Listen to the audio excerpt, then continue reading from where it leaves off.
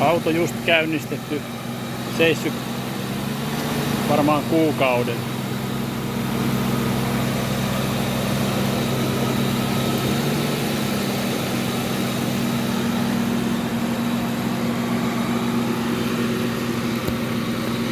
Sen takia on noita koivun siemeniäkin.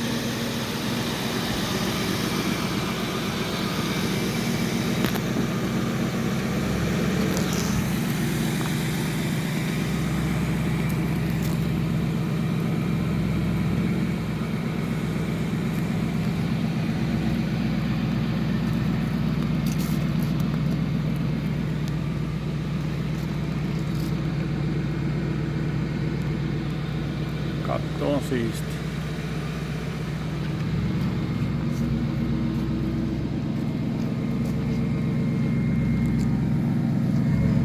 Rosterin putkisto mun käsittääkseni alkuperäisenä. Tuossa on pieni jälki. Muuten maalattu muutama vuosi sitten uudestaan. Lasi-ikkuna. Ei oo muovia. On pieni reikä, ei oo haitannut.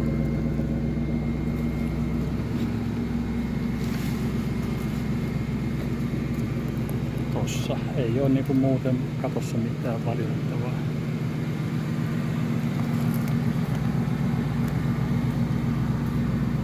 Aalipinta ok, pieniä lommoja, tämmösiä kolhuja tietysti joka puolella, vanha auto. Ja pitäisi mennä museokatsastuksestakin läpi 2 vuoden päästä aika helposti.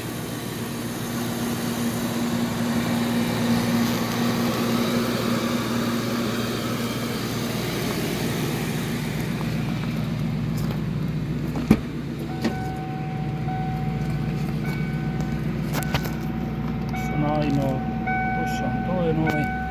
Tuolla pieni halkeama. Apukuskin penkissä ei ole mitään muuta ihan normaalia tollaista. Takana on siistiä. Hyvät poppikoneet. Kasetti ei pyöritä. Muuten kyllä CD toimii. Ilmastointikin puhaltaa kylmää. Mikä on hyvä ominaisuus helle, vaikka on kattoa